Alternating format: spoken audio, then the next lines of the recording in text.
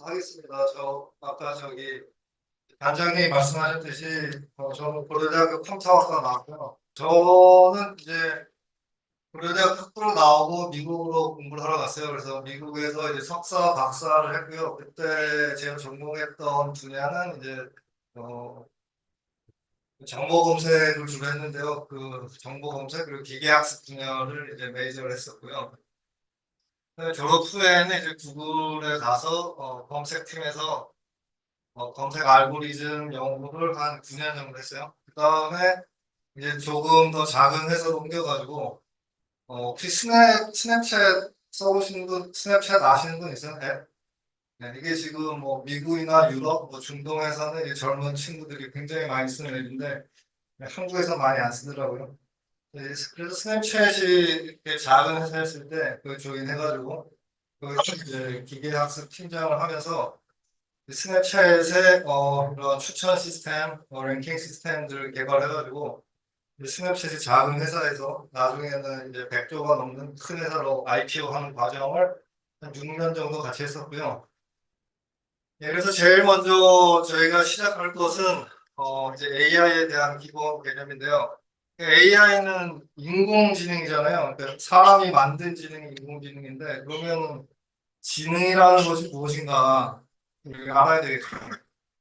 그래서 이게 인텔리전스가 뭔가 여기저기 인터넷을 찾아보면은 학문 분야별로 뭐 정의하기가 다 달라요. 그래서 읽어봐도 도대체 인텔리전스가 뭔가 이게 뚜렷이 와닿지가 않는데 근데 제가 좀 살펴보다가 보니까 약간 좀 그 진화생물학적 관점에서 설명하는 게 AI랑 좀 맞겠다는 생각이 들었어요. 그래서 인텔리전스라는 것은 이제 더 잘 생존하기 위해서 고등동물의 이제 대뇌 피지에서 개발된 능력이다. 이게 좀 그냥 제가 정의한 거라서 어디 가도 사실 없는 내용인데, 그러니까 뭐냐면은 저 오른쪽에 그림을 보면은 이제 사람의 뇌가 세 가지 영역으로 크게 뭐 구분을 할 수 있다고 그래요.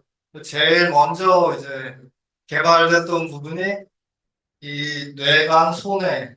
여기는 이제 생명 유지와 관련된 기능을 하죠. 이렇게 여러분들의 뭐 체온을 유지한다든지 아니면 뭐 호흡을 하게 하고 뭐 이런 모든 되게 정밀한 컨트롤 모니터링 시스템이 있어야지 유지가 되겠죠. 그런 역할을 이제 하는 게 뇌가 아니고 손뇌고 이런 걸 이제 하는 동물들도 이런 기능이 있죠.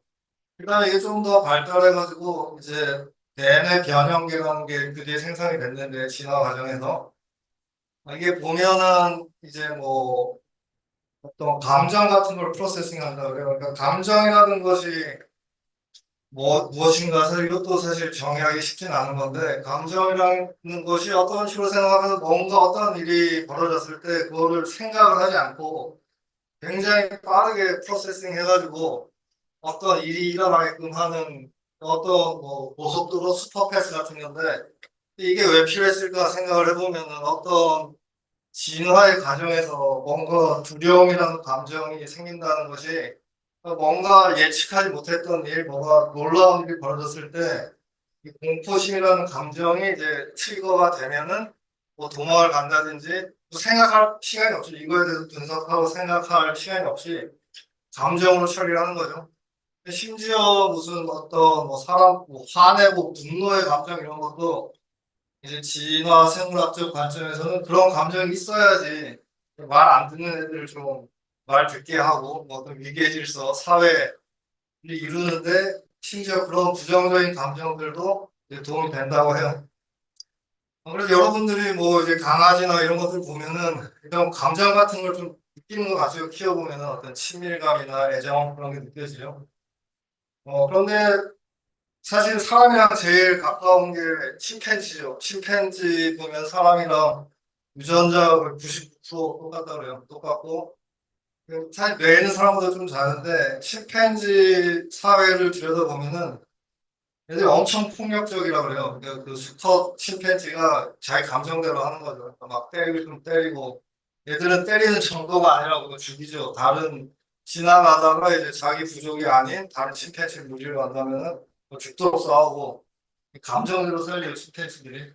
사람은 이제 침팬지보다 좀 낫죠. 그러니까 그 뒤에 또 이제 디벨롭된 게 DNA 피질에서 이제 이성의 능력이 생겼는데 이 부분이 제가 봤을 때는 이제 지능이 아닌가 싶어요. 그러니까 사람이 이제 지능의 발달 단계에서 제일 마지막에 DNA 피질 쪽에서 생긴 기능.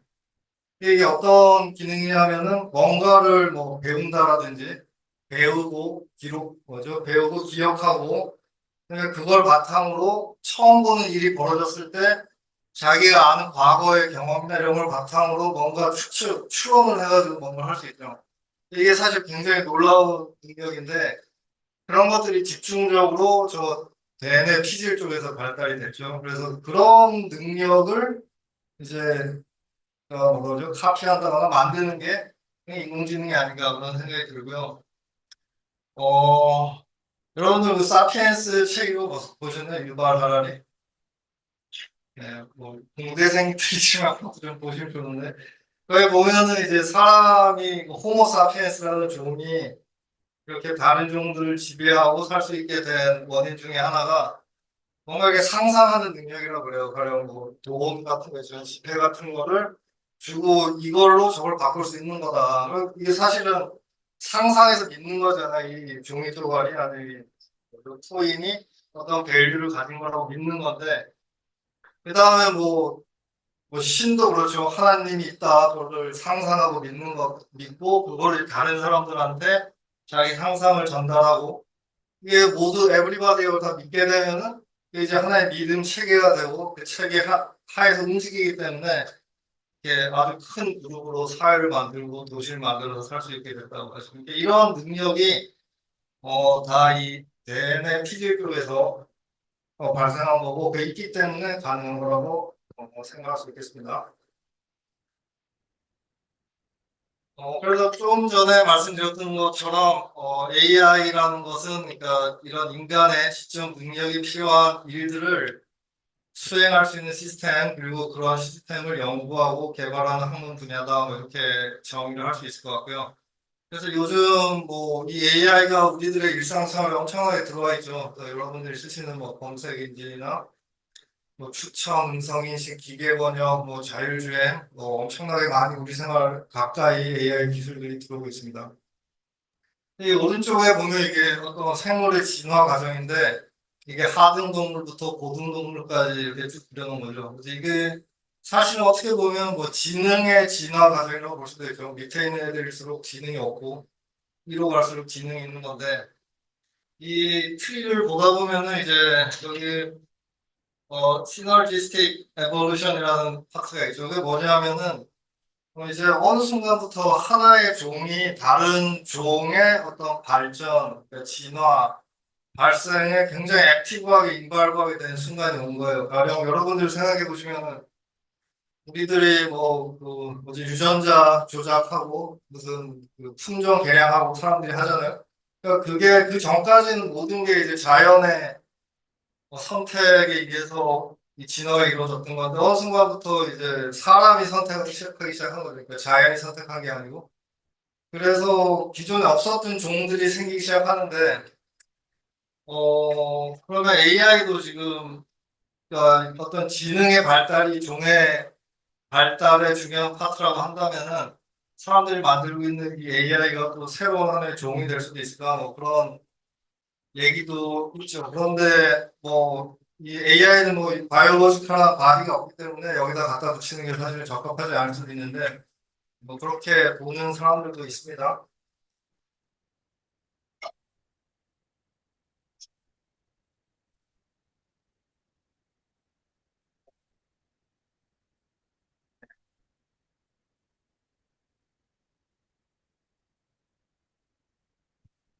네, 그러면 일단 AI 히스토리에 대해서 좀 간단하게 우리가 얘기를 해보고 넘어가고 싶은데요. 앨런 튜링이 누군지 들어보셨나요? 예전에 몇 년 전에 그 이미테이션 게임이라는 영화도 있었는데, 그 영국의 수학자였고, 뭐 2차 대전 때 독일군의 암호를 푸는데 엄청난 공을 세우신 수학자분인데, 뭐 나중에 이렇게 좀 안 좋게 돌아가셨어요. 뭐 디테일한 내용 영화를 보시고, 근데 이분이 사실은 그런 암호 해독뿐만 아니라 지금 어떤 컴퓨터라는 개념을 처음으로 생각했던 사람 중에 하나예요. 그래서 여러분들 컴퓨터과 학생들도 계신데 보시면 이제 튜링 머신이라고 뭐 들어본 적이 있을 거예요. 그 튜링 머신이 뭐냐 하면은 그냥 간단하게 테이프가 쭉 있고 테이프가 있고 그 테이프를 이렇게 무슨 뭐죠? 이 테이프 리더가 있어가지고 읽고 그 테이프에 있는 글자를 읽고 그 다음에 글자를 쓸 수 있는 아주 간단한 기계예요. 근데 이런 글자를 읽으면 내 인터널 스테이트가 뭐 A에서 B로 바뀌고 B에서 C로 바뀌고 이 룰이 그냥 있어요. 룰이 있고 그 룰에 따라서 테이프를 읽고 이 헤드를 오른쪽 왼쪽으로 움직일 수 있는 아주 간단한 로직인데 이 튜링이 얘기하기를 이 기계로 엄청나게 많은 일을 할 수 있다라는 거를 1930년대 말 40년 초에 생각을 했어요. 그러니까 그게 사실 지금 생각해 보면은 오늘날 컴퓨터가 하는 거랑 크게 다르지 않아요. 그래서 거기서 사실은 그 뒤에 뭐 우리들이 요새 쓰는 어떤 프로그램 그 인스트럭션이 주어져 있고 또 메모리가 있고 읽고 쓰는 지금날 이런 폰 노이만 구조라고 그러죠. 이런 컴퓨팅 아키텍처에 사실은 좀 시초가 됐던 그런 튜링 머신도 제안을 하셨던 분이고 근데 이분이 했던 건 다 그냥 상상으로 한 건 실제로 뭐가 있었던 건 아닙니다. 그냥 종이 연필로 다 당연히 없었으니까 컴퓨터로.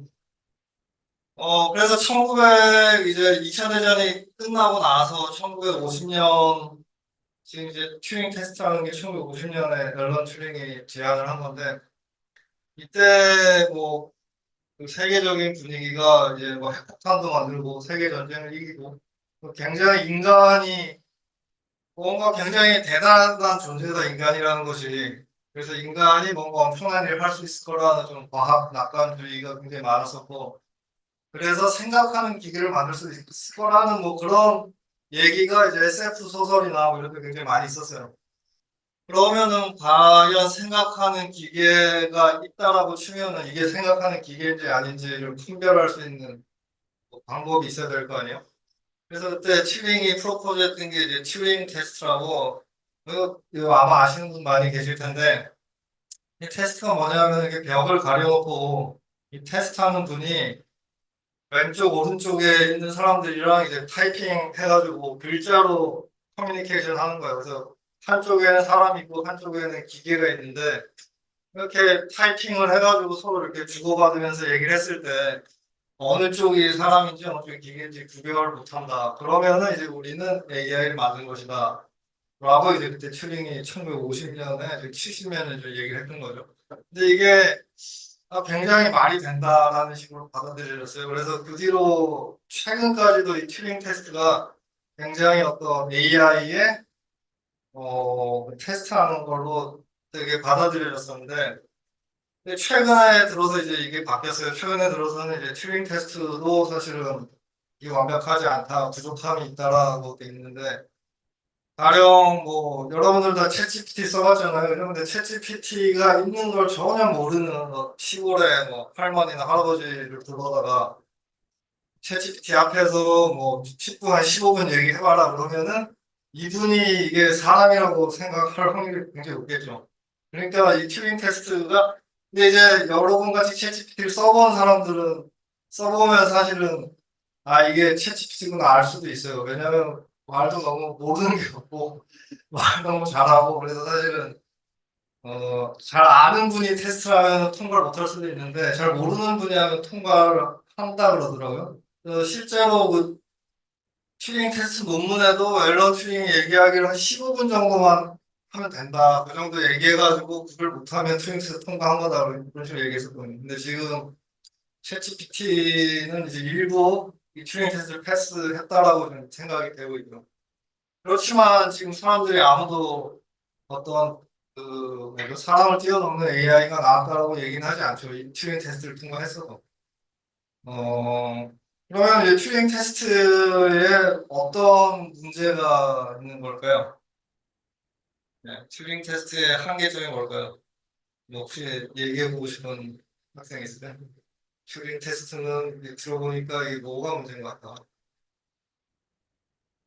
네, 이게, 예, 그렇습니다. 튜링 테스트는 언어에만 너무 한정된 거 아니었을까요?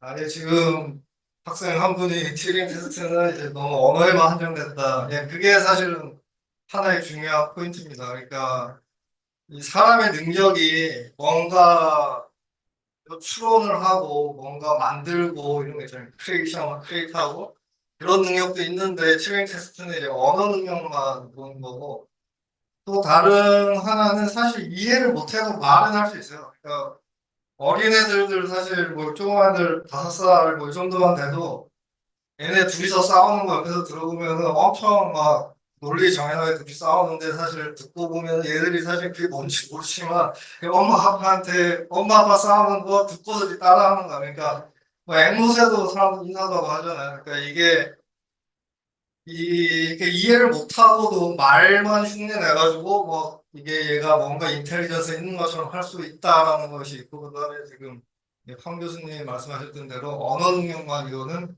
강조하는 것이다. 그래서 요새는 이제 새로운 테스트들을 보완하고 있습니다. 그 중에 하나를 제가 일단 나중에 또 보여드릴 기회가 있을 것 같고요. 어, 그래서 이게 지금 1950년이고, 그래서 1956년에 이제 학자들이 이걸 더 이상 이제 SF 소설 속에 있는 게 아니고 우리가 실제로 이걸 좀 진짜 학문 분야로 정립을 해가지고 이거를 공부를 해보자라는 이제 움직임이 있었죠. 그래서 1956년에 다트머스 대학에서 이제 다트머스 워크샵 AI 그때는 AI라는 말도 없었죠. 그래서 워크샵을 열었는데 한 10명의 과학자들을 불렀어요. 이쪽에 관심이 있는 분들. 근데 대부분 뭐 수학자들이었죠, 그 당시에. 그래가지고 그때 이제 띵킹 머신의 가능성에 대해서 토론을 8주 동안 같이 먹고 자면서 한 거예요.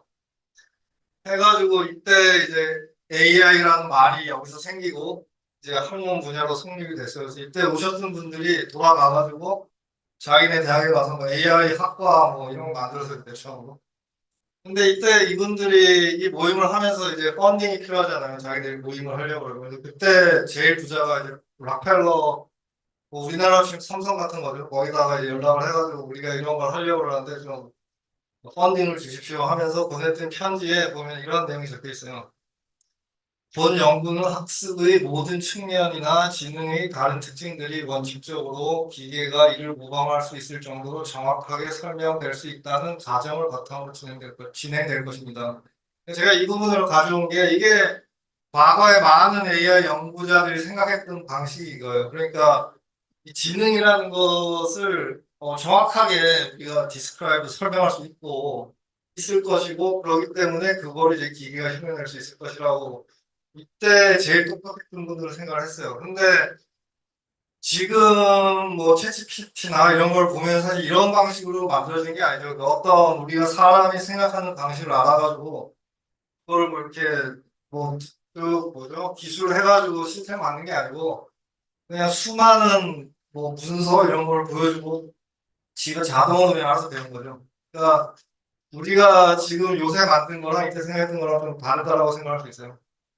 그래서 여기 뭐 사진에 보면 여기 유명하신 분들이 굉장히 많이 계신데, 제일 오른쪽에 보면 이제 이게 클로드 셰넌인데, 그 인포메이션 사이언스를 창립하신 분이죠. 그러니까 우리들이 요새 쓰는 뭐 비트라는 개념이 있잖아요. 그러니까, 뭐 이 정도의 정보를 저장을 하면 몇 비트가 필요하다. 그래서 어떤 뭐 신호, 또 뭐 압축 이런 거에 정보 이름 만드신 분이고 요새 뭐 그 챗GPT 말고 그 엔스로픽에서 나온 클로드라는 AI 좀 여러분들도 많이 아실 것 같은데 그 클로드가 이분 이름을 딴 것 같아요 제 생각에는 클로드 셔넌이고 그 뒤에 있는 분이 존 메카스인데 이분이 이 AI란 말을 만드신 분이고 나중에 뭐 제가 학교 다닐 때는 이제 리스비라는 AI 언어가 있었어요 그거 만드신 분이고 여러분들이 쓰는 뭐 자바나 기타 언어의 뭐 갈비식 컬렉션 그런 거 이제 만드셨던 분이고 그 옆에 계신 분이 이제 마빈 미스키인데 이분은 그 뒤에 이제 MIT에 가서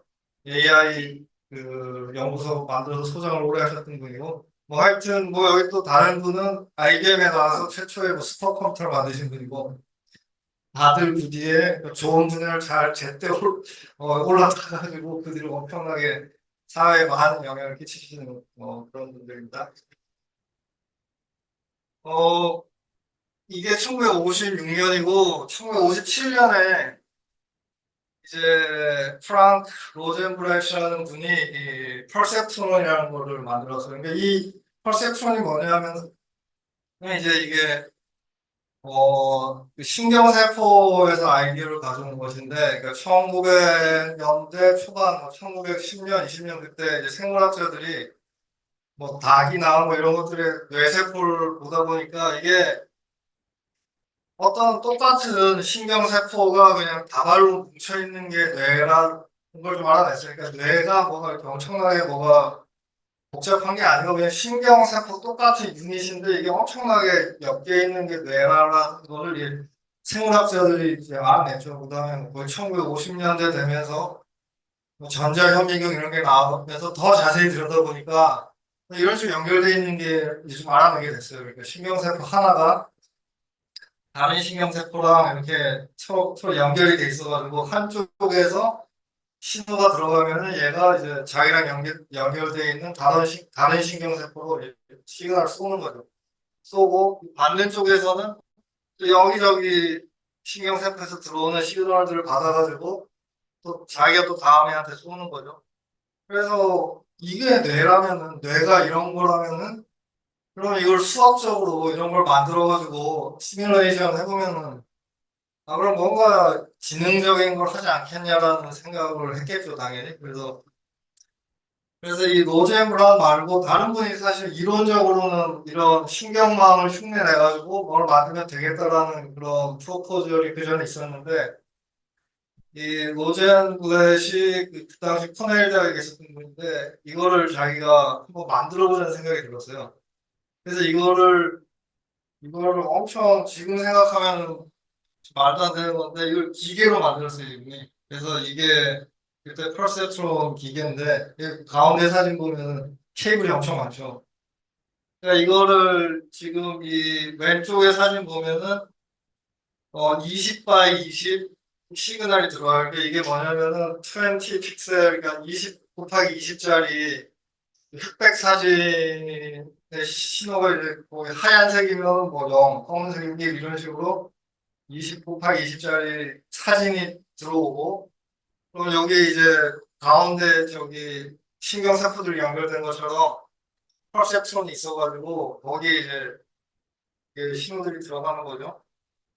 그러면은 이제 퍼셉트론에서 실제로 벌어지는 일은 여기 보시면은 이제 뭐 X1부터 XN까지가 이제 시그널이 들어오는 거고, 신호가 들어오는 거고, 그다음에 여기 뭐 W0에서 WN까지는 각각의 들어온 신호를 그대로 받아들이는 게 아니고 거의 약간 어떤 멀티플라이어 가중치를 둬가지고 이 시그널 라인이 굉장히 뭐죠 스트롱한 라인이면 웨이트가 높은 거고 여기로 들어오는 신호는 나 무시하고 싶다 그러면 여기 웨이트가 적겠죠. 그래서 들어오는 신호 곱하기 웨이트 하는 거 그냥 다 더해요. 다 썸한 다음에 그 값이 어떤 값보다 넘으면은 나도 이제 내 다음에 한테 신호를 쏘는 거고 그 값이 어떤 특정 값보다 적으면 무시하는 거죠. 그걸 이제 이렇게 기계식으로 만드셨어요.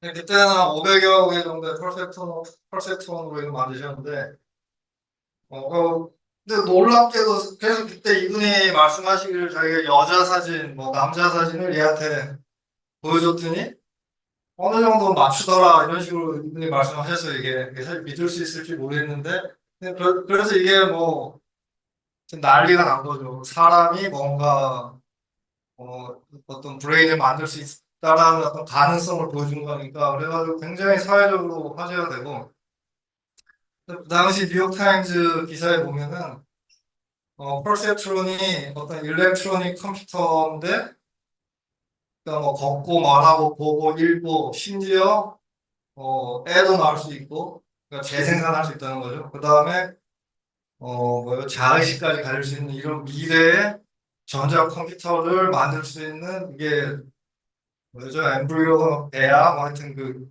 기초가 되는 것이라고 이제 얘기를 했어요. 근데 이거 물론 이제 이분을 인터뷰해가지고 그분이 한 얘기를 받아 쓴 거라고 하는데 근데 놀랍죠. 근데 사실 우리가 오늘날 챗GPT가 사실 이거예요. 이건데 이걸 더 복잡하게 만들고 더 크게 만들고 더 많은 데이터를 넣어서 만든 게 사실 챗 GPT라고 볼 수가 있어요. 물론 여기다 이제 여러 가지 변형이 들어가긴 했지만 기본적으로는 핵심 아이디어는 똑같죠. 그러니까 이때 뉴욕타임즈 이 말이 사실 놀랍도록 그 당시에는 이거를 말도 안 되는 설레발이라고 했겠지만 지금 보면은 이게 이루어지고 있죠. 제 오른쪽에 보이는 약간 이상한 이 동그란 기계 이게 이제 그 앞에 보면은 이 웨이트 있잖아요. 이 멀티플라이어 이 웨이트를 이 동그란 기계를 돌려가지고 뭐 이 웨이트가 크다 적다 이게 되는 거예요. 근데 이거를 이제 그 당시에 약간 전자적으로 컨트롤 하셨다 그래요. 그래서 이때 굉장히 이제 뭐 사회적으로 미국 사회가 뭐 굉장히 이제 들떠 있고 AI 관련된 투자나 뭐 관심이 엄청 많았어요. 그래서 이게 1차 AI 붐이 이때 불었어요. 미국에서는 벌써. 그러니까 이게 1950년대 말이죠. 근데 이게 근데 이 로젠 브라시 얼마 안 있어 돌아가셨어요. 이걸 하고 그 다음에인가 그 다음에 돌아가시고 아까 제가 보여드렸던 그 마빈 미nsky 있잖아요. MIT AI 그 뭐 소장하신 분. 그분이 69년도에 책을 썼는데 책에서 이 퍼셉트론이 사실은 이걸 못 만든다. 이걸로 사람 브레인 같은 걸 만들 수 없다라는 걸 이제 증명을 한 책을 썼어요. 이렇게 보면은. 근데 이분의 이제 핵심 논지는 그 아까 제가 보여드렸던 것처럼 이렇게 그 레이어가 두 개죠. 퍼셉트론이 가운데 하나 있고 아웃풋 이게 2단이라고 하는 2단 모델인데 이런 투 레이어 신경망 가지고는 간단하게 복잡한 일을 할 수 없다. 아주 선형적인 패턴 인식밖에 못한다. 그러니까 간단한 일을 할 수 있으면 복잡한 일을 할 수 없다라는 이제 수학적으로 이분이 밝혔어요. 그래가지고 이 책이 나와가지고 이제 AI에 관련된 이제 그 어떤 희망, 들뜸, 관심이 그냥 엄청 식었다 그래요. 그래서 그 퍼셉트론을 뭘 잘하면 뭐가 될 줄 알았는데 그게 안 된다고 이제 밝혀진 거니까. 근데 이제 제가 아까 말씀드렸다시피 요즘 그 딥러닝이 뭐 온갖 게 사실 그 퍼셉트론의 후예잖아요. 그러니까 이 말빈 미스키가 사실은 어떻게 보면 찬물을 끼얹은 거죠. 자기도 사실 AI 연구하는 사람이지만. 그런데 사실 그래서 말빈 미스키가 이게 좀 흑역사인데 그래서 나중에 이분이 책을 새로 썼어요. 책을 새로 써가지고 사실은 자기가 이게 멀티레이어면은 그러니까 투레이어가 아니고 레이어를 많이 쌓으면은 이제 비선형적인 패턴도 인식할 수 있고 복잡한 일을 할 수 있다는 걸 자기가 그 당시도 알았지만 그렇게 복잡하게 쌓으면은 그런 네트워크를 트레이닝할 수 있는 방법도 없고 그 당시 컴퓨팅 파워도 없어가지고 자기는 알고 있었지만 그냥 이건 안 되는 거라고 뭐 얘기를 했다는 그런 식으로 나중에 말씀하셨는데 그러니까 여기서 우리가 알 수 있는 거는 이게 레이어가 많이 그냥 한 레이어가 아니고 멀티플 레이어가 쌓이면은 더 복잡한 일을 할 수 있다는 거예요. 그러니까 그게 딥러닝이죠. 그러니까 딥이라는 게 레이어가 여러 개 있으면 딥이니까. 그래서 이때 이제 AI 붐이 확 꺼졌었고, 그리고 꺼지고 있다가 점점 이제 뭐 개인용 PC는 없었지만 이제 슈퍼컴퓨터 위주로 메인프레임 컴퓨터가 점점점 발달하면서 사실 과학자들이 그러면은 우리가 이렇게 허무맹랑하게 뭐 무슨 슈퍼 인텔리전스를 만들려고 하지 말고 일단 뭐 간단한 것부터 좀 해보자. 뭐 회계 처리라든지 뭐 무슨 어떤 공장에서 필요한 거라든지 이런 간단한 것부터 이거를 좀 그 기본 아이디어는 이제 전문가의 지식을 데이터베이스로 만들고 어떤 규칙이나 로직 같은 걸로 프로그래밍을 해가지고 뭔가 인텔리전트한 일을 할 수 있게 만들자. 뭐 이렇게 해가지고 일부 좀 성공적인 프로젝트들이 생기기 시작하면서 다시 AI 붐이 불었어요. AI 붐이 불다가 근데 이게 한계가 있잖아요. 뭐 룰로 뭐 규칙으로 모든 거를 한다는 게 그래서 결국엔 이것도 이제 한계에 부딪히고 그래서 미국에 보면 이 달파라고 국방성 소속의 어떤 연구기관인데 여기서 미국의 대학들은 사실 이 달파에서 엄청나게 많은 연구 자금을 받아요. 그래서 대학 교수님들이 대학교에서 처음 당연히 달파에다가 무조건 프로포즈를 내고 거기서 연구비를 받아서 연구를 하는데 근데 달파에서 그때 이제 AI의 신문이 나가지고 이제 87년도에 국방부에 AI라는 말이 들어간 프로포절은 다 무조건 거부절이다. 그래서 AI 관련된 모든 펀딩을 싹 다 끊었다 그래요. 그래서 이 뒤로 또 거의 한 10년 이상 뭐죠? 그 AI 쪽이 이제 또 암흑기를 맞아야 돼서 그런데 재밌는 게 제가 아까 말씀드렸던 것처럼 이 딥 뉴럴 네트워크는 복잡한 일을 할 수 있는데 그거를 트레이닝하는 방법이 없었다고 했잖아요. 근데 사실은 달파에서 87년에 이 연구 지원을 끊었는데 그 1년 전에 그 방법을 사실 찾아냈었어요. 그러니까 여기 보면은 뭐 여기 킨튼, 뭐 윌리엄스 이런 분들이 쓴 86년에 쓴 논문이 있었는데 여기서 백프로퍼게이션 알고리즘이라는 거를 이제 다른 분야에 있던 건데 이분들이 가져와가지고 이거를 디뉴럴 네트워크에 적용을 하면 이게 트레이닝 할 수 있다라는 논문을 사실 나왔었는데 근데 사람들이 뭐 별로 유심히 이걸 들여다보지 않았었죠. 그리고 이분들 이 프로포즈한 알고리즘이 작동하는데 그 뒤로 거의 20년이 걸렸어요. 왜냐하면 그 당시에 데이터랑 뭐 컴퓨팅 파워가 모자라기 때문에 이 아이디어는 맞았지만 뭔가 의미 있는 규모로 뭔가를 만들 수는 없었어요. 그래서 이 AI 윈터가 오는 걸 막을 수가 없었죠.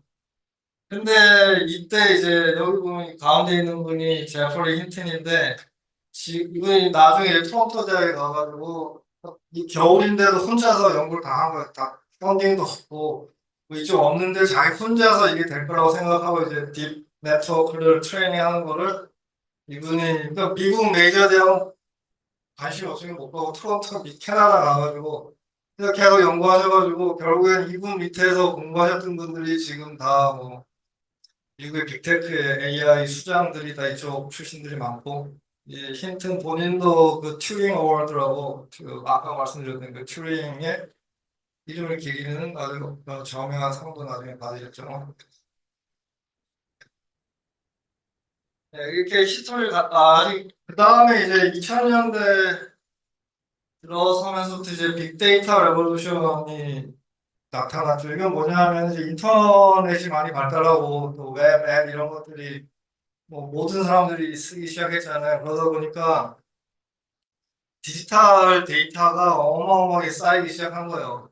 그러니까 이런 데이터들을 보니까 이걸 뭐 잘 들여다보고 잘 분석을 하면은 뭔가 유용한 일을 할 수 있지 않을까 생각이 들어가지고 이런 대용량 데이터들을 뭐 저장하고 분석하는 시스템들을 이제 만들기 시작했어요. 그래서 이때 이걸 사실 제일 주도했던 게 이제 구글이었죠. 왜냐면 구글이 인터넷 검색을 하면서 자기들이 엄청난 모든 인터넷 문서를 다 긁고 모으고, 그다음에 사람들이 검색하고 하는 행동 패턴을 다 모으다 보니까 이게 엄청난 데이터가 쌓이니까 이거를 저장하고 프로세싱하기 위해서 GFS가 이제 구글 파일 시스템, 뭐 맵 리듀스 이런 시스템들 구글에서 먼저 개발하고 그게 밖으로 나가서 오픈 소스로 되면서 뭐 하드 스파크 이런 것들이 생겨가지고 이제 빅데이터 시스템들이 발달하기 시작했고요. 그 다음에 2010년 돼서부터는 이제 이런 빅데이터를 인텔리전트하게 어널리시스하고 분석하고 활용하기 위해서 이제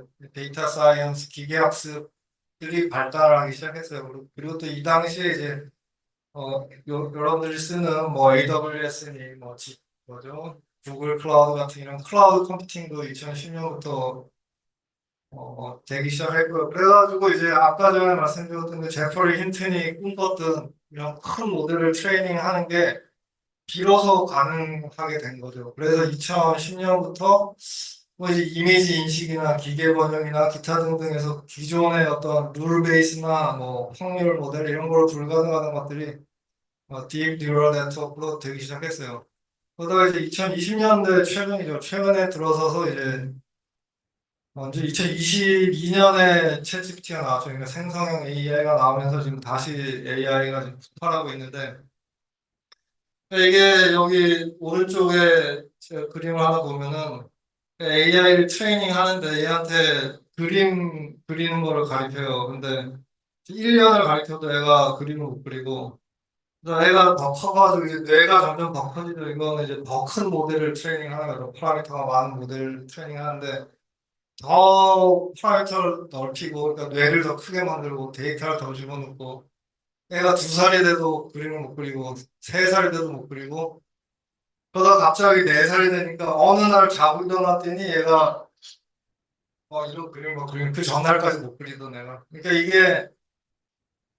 이 초보대 언어 모델 트레이닝 하다 보면은 데이터를 계속 집어넣어도 내가 헛소리하고 계속 바보 같은데 이게 말도 안 되는데, 그러다가 어느 순간을 넘어서면은 그냥 갑자기 똑똑해져 버리는 그런, 게 emergent ability라고 하는데 그런 게 생겨요. 근데 사실 지금 이게 왜 생기는지 잘 모르는데 그런 현상이 있습니다. 그래서 이게 현상이 벌어지고 이 AI가 똑똑해지고 나서부터 이걸 어떻게 상업적으로 활용할 수 없을까 해가지고 지금 엄청난 AI 붐이 두고 있죠. 어, 그래서 이걸 뭐 지금 전체적으로 보면은 제가 설명드렸던 것처럼 이제 처음에 이런 그 AI 붐이 그 퍼셉트론을 한 번 있었고, 그 다음에 그 전문가 시스템, 룰 베이스 시스템을 한 번 있었고, 그 다음에 이런 것들이 안 돼가지고 윈터가 2번씩 왔다가 지금 3번째 붐이 불고 있는데, 이제 이건 이제 아무도 모르죠. 이것도 지금 뭐 사실 LLM 나온 지 1년 반 넘었는데, 뭐 여러분들 일상생활에서 솔직히 이 AI 때문에 내가 막 3, 4년 전보다 내 생활이 완전 달라졌다 이런 거는 사실 잘 없죠. 그래서 이것도 약간 윈터가 왔다가 다시 올라갈지 어떻게 될지는 뭐 아무도 모릅니다. 하지만 어 기존에 없던 강력한 기능을 발휘하는 뭔가 새로운 도구, 새로운 툴을 우리가 만드는 거는 이제 틀림없죠. 그래서 오늘 우리가 이제 계속 공부를 하는 거죠. 그럼 여러분들이 또 뭐 AGI라는 얘기 많이 들어보셨죠? AGI는 이제 뭐 Artificial General Intelligence인데, 이게 뭐 사실은 예전으로 치면 뭐 강인공지능, 그러니까 Strong AI 뭐 그런 건데, 근데 이거 하시는 분들이 좀 자기만의 새로운 언어, 단어 쓰는 걸 좋아하니까 약간 만드는 느낌도 있긴 한데, 그러니까 이제 AI를 여기 보면 이제 ANI, AGI, ASI 뭐 세 가지로 구별을 했는데, 그러니까 ANI는 이제 narrow한 intelligence, 그러니까 알파고 같은 거 생각하시면 얘는 바둑만 잘 두지, 얘 보고 뭐 말을 하라 그러면 말을 못하죠. 바둑은 잘 두는데. 어떤 한 분야만 잘하는 게 이제 ANI고, AGI는 그러니까 뭐 모델 한 개를 만들었는데 얘가 다 하는 거예요. 그러니까 얘가 뭐 말도 하고 뭐 무슨 바둑도 두고 운전도 하고, 그러니까 사람이 할 수 있는 모든 거를 할 수 있는 이제 하나의 인공지능. 그런 걸 AGI라고 하는데, 이 AGI는 여전히 좀 사람을 뛰어넘는다라는 개념보다는 다양한 걸 할 수 있다. 사람이 할 수 있는 여러 능력을 가지고 있다라는 좀 개념이 강하고요. 그다음에 이제 이걸 뛰어넘어가지고 이제 슈퍼 인텔리전스가 되면은 이제 모든 면에서 사람보다 뛰어난 거죠. 그래서 이때는 아마 뭐 사람이 이해를 못하게 될 확률이 높죠. 그러니까 가령 여러분들이 생각해 보면은 뭐 제가 집에서 개가 있어도 이 강아지를 제가 아무리 사랑해가지고 얘한테 미분 적분을 제가 1년을 가르치고 2년을 가르쳐도 이 강아지가 미적분 못하겠죠. 그러니까 이 ASI 슈퍼 인텔리전스 나타나면 얘가 우리한테 아무리 뭐를 설명해줘도 우리가 못 알아듣는 뭐 그런 순간에 올 수도 있겠죠. 그래서 지금 현 단계는 지금 AGI의 좀 초창기 단계다라고 보고 있어요. 그러니까 지금 챗GPT 같은 경우는 일단 언어 능력을 상당히 갖추고 있고, 하지만 뭐 챗GPT도 어떤 추론이나 뭐 창의성, 자율성 이런 부분에 있어서는 아직 인간에 비해서 많이 모자라기 때문에, 왜냐하면 뭐 챗GPT가 새로운 뭐 이론을 만들어낸다거나 뭐 그런 건 아니죠. 그냥 있는 거를 얘는 이렇게 잘 정리해가지고 보여주는 거지 없는 걸 만들지는 못하죠. 근데 뭐 만들 수는 있는데 이게 그냥 다 말이 안 되는 걸 만드는 뭐 그런 거라서, 그래서 지금 이제 AGI 초창기 단계고, 지금 제가 가져온 화면이 오픈 AI의 그 걔들 홈페이지인데, 얘들은 자기들의 미션이 이제 AGI를 만드는 게 이제 자기 목적이다 이렇게 얘기를 하죠. 그래서 그럼 이제 AGI를 만들면은 AGI를 왜 만들었는지 뭐 어떻게 알 수 있겠어요?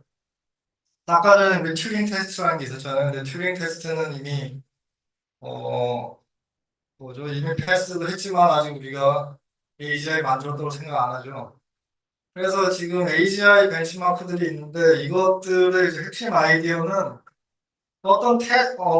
처음 보는 새로운 환경 속에서 배우고 적응할 수 있는가, 이거를 테스트하는 게 좀 핵심이에요. 그러니까 배우지 않은 거, 안 배우고 처음 닥친 상황인데 뭔가 할 수 있는 거.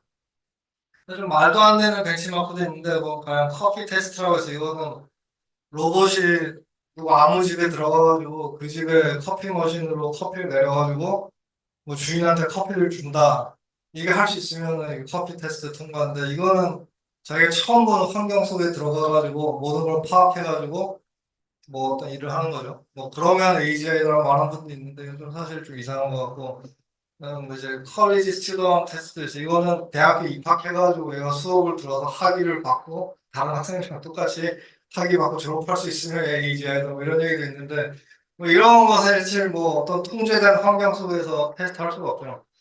그래서 요새 좀 약간 각광받고 있는 테스트 중에 하나가 이제 아크 테스트인데 최근에 뭐 이제 1.1 밀리언 이제 펀딩, 그러니까 상금을 어디서 받아갖고 와가지고 사람들 관심이 좀 많죠. 그러니까 이거 같은 경우는 어떤 추론 능력을 테스트하는 건데 여러분들 보시면은 제일 왼쪽에 보면은 이게 이거가 주어졌을 때 이렇게 만들어라. 예제만 더 보여주죠. 요거 보여주고 이렇게 만들었어. 그러면 이거 보여주고 어떻게 만들어봐. 이건데 이게 지금 뭐 하는 건지 아시겠어요? 네. 이거 저 고개 끄덕거리는 학생 뭐 이게 답이 뭘 것 같아요, 여기? 네? 그렇죠. 그러니까 빈칸을 이렇게 다 둘러싸인 공간이 있으면은 칠하는 거죠. 근데 이게 뭐 사람은 그냥 보면은 아는데 AI는 힘들어요. 그러니까 이거 두 개를 보여주고 이 세 번째 보여주면은 이거 어떻게 하는지 잘 왜냐하면 이거는 추론을 해야 된다 말이야. 이두 개를 보고서 상상을 해가지고 이렇게 돼. 이 추론을 리즈닝을 해야 되는데 이거는 하나 더 보여드릴까요? 여기 보면 이제 어 제일 위에 두 개가 이제 뭐죠? 저기 example 1 인풋이고 아웃풋이 있죠. 그리고 밑에 보면은 example 2의 인풋이 있고 2의 아웃풋이 있죠. 이게 뭘 하고 있는 것 같아요? 이게 뭔지 아시겠는 분? 네? 그렇죠. 테트리스 위에 걸 밑으로 내려가지고 쌓은 거죠. 이게 지금 그러니까 사람은 이 두 개만 딱 봐도 알잖아요. 두 개만 봐도 이게 뭔지 아는데. 그러니까 지금 이 아르키 테스트는 이런 거를 몇백 개를 주는 거예요, AI한테. 그다음에 맞추라고 하는데 보면 사람은 잘 맞추는데 지금까지 이걸 잘하는 AI가 잘 없어요. 놀랍게도. 그래서 보면은 이제 어 근데 지금 보면 현재 이거를 이제 85% 이상 해결할 수 있는 오픈소스 그 솔루션을 가져오면은 이제 저 먼밀리언 상금을 받을 수 있는 건데 지금 현재까지 최고 기록이 이제 45%라 그래요. 그래서 이거를 여기 아마 여러분들 시간 있으면 이거 한번 해보시면 재밌을 것 같은데 가면 이제 트레이닝 문제라 400개 정도 주고 그냥 내가 혼자서 이거를 테스트해 볼 수 있는 퍼블릭 이벨리에이션 셋을 400개 정도 줘요. 그러니까 이 400개로 트레이닝을 하고 모델을 나머지 400개로 테스트해 보는 거죠. 그 다음에 이제 상금을 줄 때는 이제 프라이빗 이벨리에이션 셋이 100개, 문제가 100개 있는데 이거는 이제 아무도 몰라. 이게 무슨 문제인지 아무도 모르고 내 시스템을 제출하면은 그 주최 측에서 이 100개 중에 몇 개를 풀 수 있는지 테스트 한 다음에 지금 85개 풀면은 이 상금 준다는 거죠. 그래서 지금 뭐 45개까지 푼 시스템이 있거든요.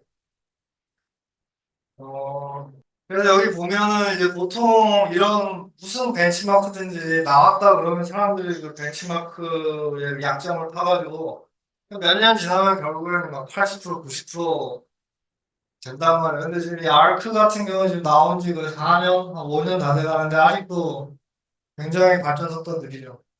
그러니까 이 어떤 추억 능력에 관련돼 있어가지고 현재 AI가 이제 AGI를 가는데 좀 애로사항을 겪고 있다. 이게 이제 앞으로 누군가 이런 걸 푸는 사람이 나오면은 이제 한 발 더 다가가겠죠. AGI 쪽으로. 그러면 이제 AI가 왜 중요하고 왜 난리가 났냐. 뭐 사실 뭐 길게 얘기 드리지 않아도 다들 아실 것 같은데 그러니까 이거 뭐 4차 산업혁명이라고 하잖아요. 1차는 뭐 그죠 증기기관의 발명 그래서 어떤 뭐 해주는 1차 혁명이었죠. 1700년대 말에 있었던 그 영국의 산업혁명. 그다음에 1870년 말 이때 뭐 이제 전기가 발명됐죠. 뭐 테슬라, 에디슨 이런 분들이 이 전기를 만들어가지고 이제 또 엄청나게 많은 어, 산업의 발전과 삶의 변화가 생겼죠. 그 다음에 큰 거가 이제 1900년대 뭐 말에 있을 인터넷의 발명과 뭐 인터넷의 보고, 인터넷이 생기고 또 그다음에 뭐 스마트폰이 나오면서 엄청나게 많은 산업이 생기고 또 사람들의 삶이 많이 달라졌죠. 그다음에 이제 뭐 이게 AI의 뭐 어떤 발명과 발전이 이제 이런 뭐 전기의 발명, 인터넷의 발명과 버금가는 더 뛰어넘는 새로운 4차 산업혁명의 뭐 기회가 온다라고 뭐 이렇게 얘기하는 분들이 많이 있죠. 네. 근데 이게 좀 한국에서 좀 많이 쓰는 표현인 것 같고, 4차 산업혁명이라는 표현은. 근데 뭐 AI가 정말로 우리가 꿈꾸는 레벨로 갈 수 있다 그러면은 네, 이게 뭐 포함된 건 아니겠죠. 그래서 AI의 뭐, opportunity를 좀 간단하게 설명을 드리자면은, 이거는 이제 세코어라는 미국 유명한 투자회사에서 최근에 뭐 발표한 걸 제가 가져온 건데, 그 투자회사에서 뭐 얘기하기를 이제 2010년도에 클라우드 매출이 한 6 빌리언 정도 됐다고 그래요. 근데 그 당시에 이 소프트웨어 컴퓨팅 마켓이 한 350 빌리언 정도 마켓이었는데 그때 클라우드가 한 6 빌리언이니까 한 2%가 안 되죠. 그랬는데 그 뒤로 클라우드가 계속 어마어마하게 발전해가지고 지금 2024년에는 클라우드 시스템들 매출이 이제 400빌리언으로 올라갔죠. 그 다음에 그런 컴퓨팅 마켓 자체는 650빌리언 정도까지 올라가고 미친 듯한 성장을 해줘 클라우드. 그래서 지금 뭐 마이크로소프트니 아마존, 뭐 구글 다 이제 클라우드 비즈니스로 사실은 엄청나게 먹고 살고 있다 해도 과언이 아닌데 그럼 AI가 들어갈 수 있는 마켓은 어디냐? 물론 AI가 여기도 당연히 들어갑니다. 저 소프트웨어 마켓에도 나중에. 근데 그것보다 지금 AI는 사람을 대체할 수 있을 거라고 지금 기대를 하죠. 그러니까 가령 뭐 전화 교환원이 뭐 AI로 바뀐다든지, 뭐 회계사가 AI로 바뀐다든지, 뭐 판사, 검사, 의사 뭐 다 바뀔 수 있겠죠. 그럼 이런 사람이 하는 서비스 업종 같은 경우는 뭐 그냥 보수적으로 잡아도 만 빌리언이면은 이게 제가 한국 돈으로 얼마인지 모르겠는데 빌리언이 조가 넘으니까 하여튼 뭐 만 조가 만 사천 조 정도 되는 1년에 기본데 지금 현재 AI가 대체하고 있는 게 한 3빌리언 정도밖에 안 된다 그래요. 그러니까 지금 아까 전에 클라우드가 350빌리언에서 출발했는데 얘는 지금 만 빌리언에서 출발하니까 어마어마하게 더 큰 거죠. 그럼 이게 지금 10년 가면은 AI가 전체 서비스 섹터에서 어느 정도의 비중을 가져갈 것인가 생각을 해보면은 뭐 포텐셜이 뭐 어마어마하다 할 수 있겠죠. 그러니까 이런 그 계산을 이런 식으로 두들겨 보면은 AI에다가 뭐 무조건 투자를 해야 되겠다 뭐 이런 식으로 계산이 나오겠죠. 그러니까 지금 미국의 이런 투자가들이 뭐 거침없이 투자를 하고 있습니다. 근데 뭐 물론 우리가 지금 이제 뭐 이런 거를 너무 크게 신경 쓸 필요는 없지만 그냥 하여튼 어떤 산업계에서 어떤 식으로 생각하는지 제가 보여드린 거고 그 다음에 뭐 이제 싱귤레러티라는 말 들어보신 분이 계세요. 특이점. 그러니까 이게 여기서 말하는 특이점은 이제 테크니컬 싱귤레러티인데 이제 인공지능이 사람을 뛰어넘는 순간을 얘기하는 거죠. 근데 여기 보면은 이 그래프에 보면 사람의 지능은 이제 천천히 발달하고 있죠. 근데 그 아까 제가 말씀드렸던 그 사피엔스 책에 보면은 그 저자는 그 만 년 전에 사람을 데려가지고 키워도 얘 학교 다 다니고 대학 가고 다 할 수 있다라고 얘기를 한다 그래요. 그 인류학자들. 그 이미 만 년 전의 사람도 오늘날 사람이랑 유전적으로 사실 거의 대동소이한 거고, 그러니까 이 사람의 지능의 발달이라는 건 사실은 뭐 이렇게 빠르지 않을 수도 있어요. 하지만 AI는 이제 최근에 시작했지만 올라가는 속도가 이제 익스포넨셜리 올라가고 있어가지고 어느 순간 이게 크로스하는 날이 오겠죠. 크로스하면 그 날이 이제 싱귤러리티 특이점에 도달한 날인데, 뭐 그 뒤에는 제가 아까 얘기했던 것처럼 이제 인간의 두뇌로 이해 불가능한 세상으로 갈 수가 있고, 뭐 이제 AI가 코딩하기 시작하면은 그때는 이제 우리는 이제 손 놓는 거죠. 이제 우리 손을 떠나는 게 되는 건데, 그렇게 되면은 이제 인간의 생활 양식에 아주 급격한 변화가 생기겠죠. 인간이 더 이상 노동을 하지 않아도 되고, 뭐 어떤 장밋빛 미래가 될 수도 있고, 아니면은 그 인간은 도대체 왜 필요한가, 이 지구에. 얘는 뭐 하는 일이 없는데 왜 필요해. 뭐 이런 인간 실존의 비결이 될 수도 있겠죠.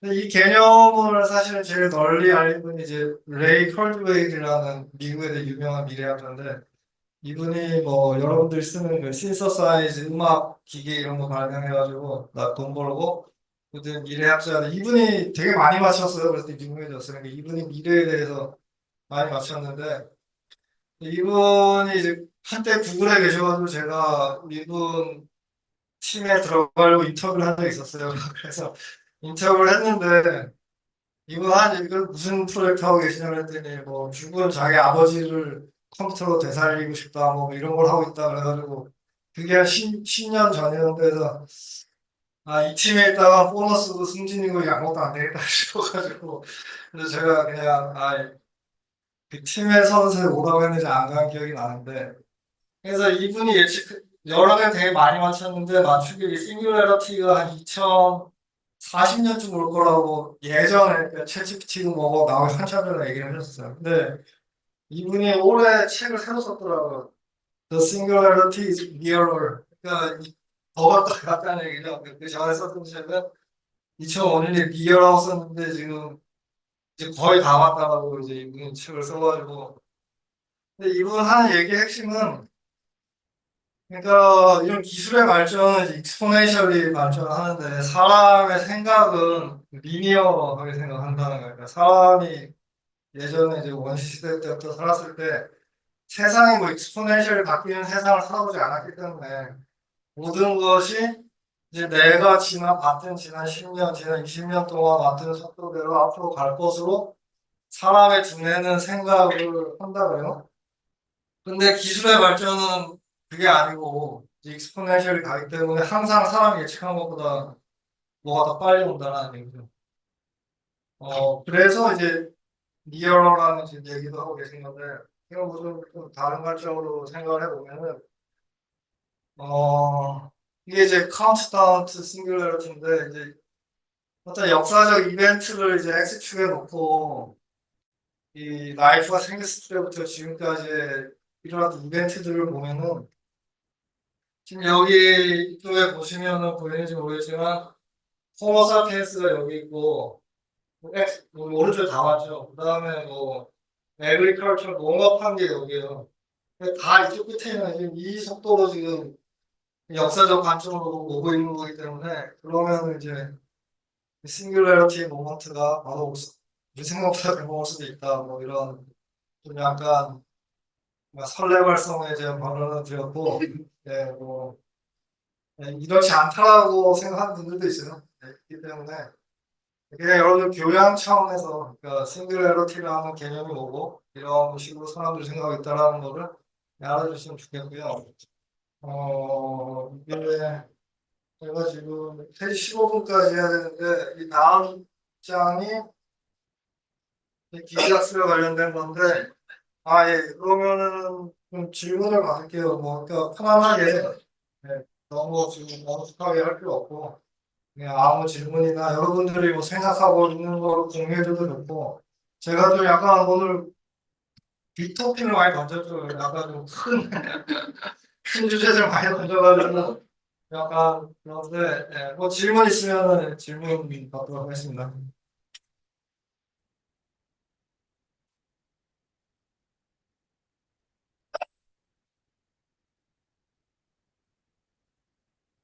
질문.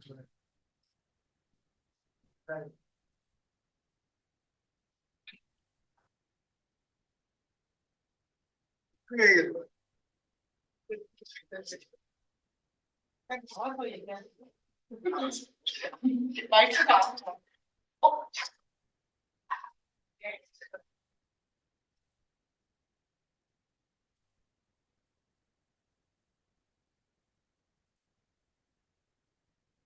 아니 그냥 보세요 자리에서 마이크가 엄청 길어.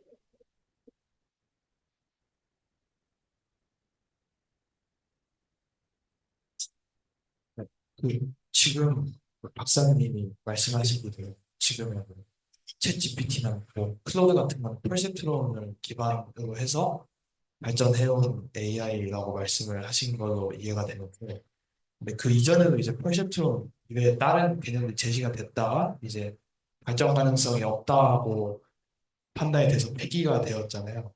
그러면 지금 퍼셉트론의 개념도 마찬가지로 이제 발전의 한계에 봉착할 수도 있을 것 같다라는 생각이 드는데, 박사님께서는 퍼셉트론은 아직은 발전 가능성이 많이 남아 있다고 생각하시는지 궁금합니다.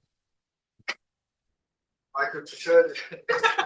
죄송합니다. 제가 새로운 발달을 못하는 마이크 하나를 더 찾아봐야겠어요. 질문이 지금 챗GPT가 거의 뭐 70년 전에 나왔던 그 퍼셉트론 아이디어를 발전시켜서 온 건데 이게 앞으로도 더 우리가 원하는 발전을 이 모델로 가져갈 수 있을 것이냐는 건데 이게 굉장히 큰 질문이에요. 그러니까 이게 사실은 AI 연구하시는 분들도 되게 갈려져 있어요. 이거에 대해서 어떤 뭐 답이 있는 건 아니고. 그러니까 지금 데이터를 더 집어넣고 모델을 더 크게 만들면은 아까 제가 말씀드렸던 그 이머전 어빌리티가 나타났던 것처럼 추론도 할 수 있지 않을까 그런 생각을 하는 거예요. 그러니까 가령 뭐 여러분들이 생각하는 창의라든지 추론이라는 게 사실 생각해 보면은 그냥 이것저것 한번 컨비네이션 해가지고 한번 생각해 보고 섞어보고 하다가 뭐가 나오면 그게 창이죠. 그러니까 보통 이제 융합이라고 많이 얘기하는 게 뭐 학문 분야가 이쪽 분야랑 저쪽 분야가 서로 교류가 잘 없는데 양쪽 분야를 잘 아는 분이 이쪽 분야에 쓰이는 테크놀로지 저쪽에 적용하기 융합이죠. 그러다 보면은 어떤 게 나오죠. 그럼 이게 뭐 창의라고도 하죠. 근데 창의의 상당히 많은 부분이 사실은 어떤 컨비네이션을 하는 건데 그러면은 얘가 이거 못할 일이 있냐. 그러니까 지금 챗GPT 보면 모든 게 없게 다 알잖아. 너 A를 알고 B를 알고 이 두 개를 컴바인해서 네가 뭔가 새로운 이론을 얘기를 해봐, 만들어봐. 그 다음에 네가 생각해도 그게 말이 되는지 안 돼. 그래서 무한히 많은 조합을 만들어내고 그거의 어떤 가능성을 본인 스스로 판단을 해가지고 뭐 이런 식으로 좀 가면은 뭐 지금 안 되지만 뭐 창의를 할 수 있지 않을까 뭐 그런 생각도 추론이나 창의가 될 수도 있고 그래서 지금 뭐 여러분들이 내일 배우시게 되겠지만 뭐 트랜스포머나 이런 것들이 결국엔 다 이 퍼셉트론부터 나온 건데 그런 식의 어프로치가 더 할만하다 이거 더 해봐야 된다라는 지금 그런 부류도 있고 나머지는 사람의 뇌가 그렇게 물론 이 뇌에서 나온 거지만 실제 뇌는 훨씬 더 복잡하고 훨씬 다르게 움직이죠. 그러니까 사람 뇌는 제가 정확한 숫자 얘기 안 나도 20와트? 굉장히 저전력이에요. 이 사람 뇌가 200g 우리 두개골 안에 들어있잖아요. 그 쓰는 전기 물론 밥을 먹어야 되지만 전기量진짜 적죠. 저전력으로 움직이고 그 다음에 전자 시그널이 가는 것보다 사람은 케미칼 시그널로 뉴런들이 신호를 보내기 때문에 어마어마하게 느리죠. 물론 이제 뇌세포의 커넥션 숫자는 많다고 하지만 그냥 저전압이고 속도도 느리지만 뭐 사람은 뭐 반나절 배우면 자동차 운전할 수 있죠. 근데 테슬라에서 뭐 수억 수백만 시간의 운전 데이터를 해도 못하죠. 지금 이런 네트워크 트레이닝 시켜도. 그래서 이 근본적으로 지금 이런 모델이 이거는 그냥 뭐 흉내내는 거다. 많은 데이터를 보고 그 데이터 안에서 어떤 패턴을 찾아가지고 그 흉내내는 거고 약간 이거 근본적으로 안 된다라고 보는 분들도 많이 있어요. 근데 제 생각에도 좀 한계가 있을 것 같아요. 왜냐하면 지금 이미 더 데이터가 없다 그래요. 그러니까 지금 이 챗GPT도 더 트레이닝 시키려고 해도 이미 인터넷에 있는 데이터를 이미 다 끌고 다 집어넣은 거고 더 집어넣을 새로운 데이터도 없고 오히려 지금 기존에 있는 데이터도 뭐 유튜브 이런 데서도 가정 안 된다고 그러고 신문사에서도 가정 안 된다고 그러고 뭐 레딧이 뭐 온갖 이런 데다 우리한테 돈 안 주면 이제 데이터 못 가져가는 식으로니까 오히려 지금 데이터가 좀 줄어들 편이에요. 데이터 못 가져가고 그 다음에 컴퓨팅도 이미 뭐 지금 일부 소수의 빅테크만 할 수 있잖아. 이게 너무나도 컴퓨팅 리소스 많이 들어가지고 그래서 지금 대학교가 사실은 스타트업이고 할 수 있는 게 없어요. 그냥 이걸 할 수가 없기 때문에.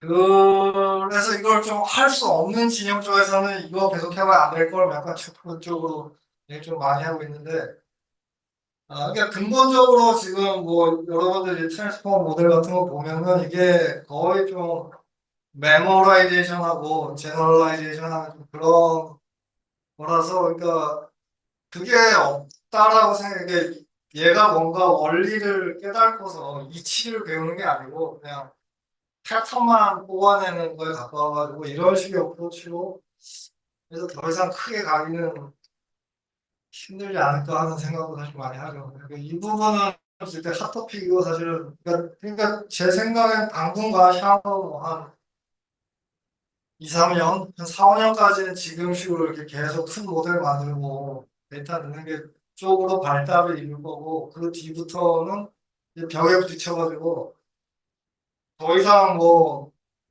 재밌는 농담하고 뭐 이런 거 하는데 그 많은 커팅을 좀 드릴 땅이 말이 안 되기 때문에 어느 순간 이게 더 이상 상업적으로 더 돈을 주고 더